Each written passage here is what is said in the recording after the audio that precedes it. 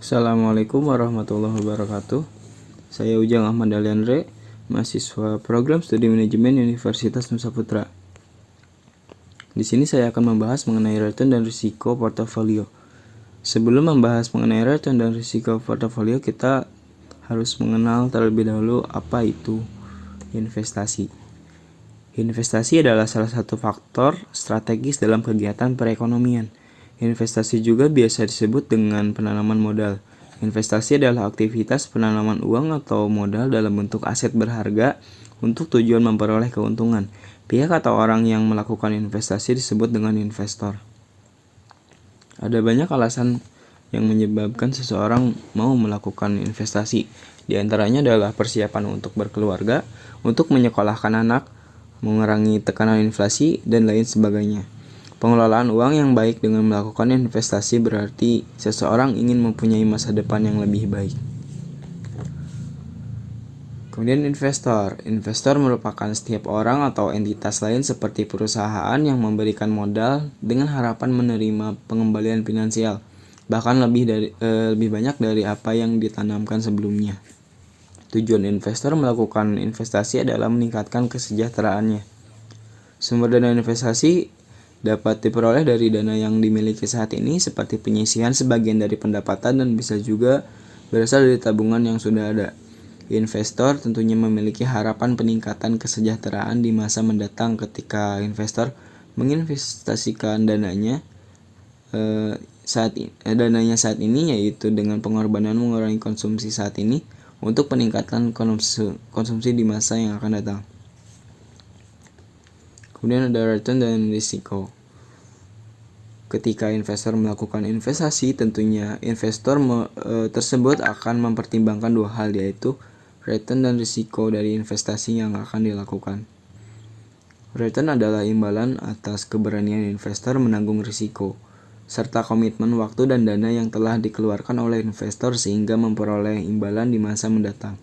Return juga merupakan salah satu motivator orang melakukan investasi. Sumber-sumber return terdiri dari dua komponen. Yang pertama ada yield. Yield merupakan suatu ukuran yang digunakan oleh investor untuk menghitung pengembalian suatu aset investasi dalam kurun waktu tertentu, dan biasanya dinyatakan dalam bentuk persentase. Tingginya nilai yield suatu investasi menjadi indikator tingginya probabilitas keuntungan yang diperoleh investor. Kemudian ada capital gains. Capital gain adalah selisih dari harga beli dan harga jual dari suatu aset investasi yang dimana akan menjadi keuntungan bagi investor.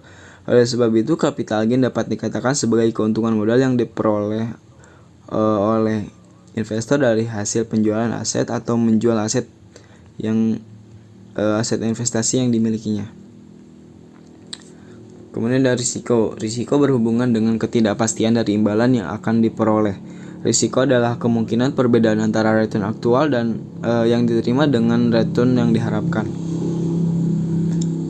Selanjutnya ada diversifikasi. Untuk menurunkan risiko portofolio, investor perlu melakukan diversifikasi dengan membentuk portofolio sedemikian rupa sehingga risiko dapat diminimalkan tanpa mengurangi return yang diharapkan. Diversifikasi dapat dilakukan dengan dua cara, yaitu diversifikasi random dan diversifikasi model Markowitz. Diversifikasi random memilih aset yang akan dimasukkan dalam portofolio secara acak. Diversifikasi model Markowitz memilih aset yang dimasukkan dalam portofolio berdasarkan berbagai informasi dan karakteristik aset. Kemudian ada analisis risiko portofolio. Kelebihan investasi dalam bentuk portofolio dibanding aset tunggal adalah bahwa kita dapat mengurangi risiko tanpa harus mengurangi tingkat return yang diharapkan.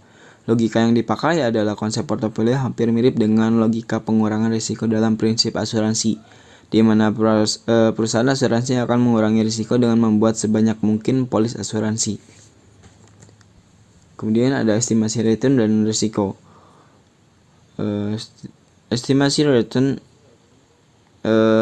merupakan return yang diharapkan dari suatu portofolio bisa diestimasi dengan menghitung rata-rata tertimbang dari return yang diharapkan dari masing-masing aset individual yang ada dalam portofolio. Kemudian ada estimasi risiko. Dalam menghitung risiko portofolio ada tiga hal yang perlu ditentukan, yaitu varians setiap sekuritas, kovarian antara satu sekuritas dengan sekuritas lainnya dan bobot portofolio untuk masing-masing sekuritas. Sekian yang dapat saya sampaikan. Terima kasih. Wassalamualaikum warahmatullahi wabarakatuh.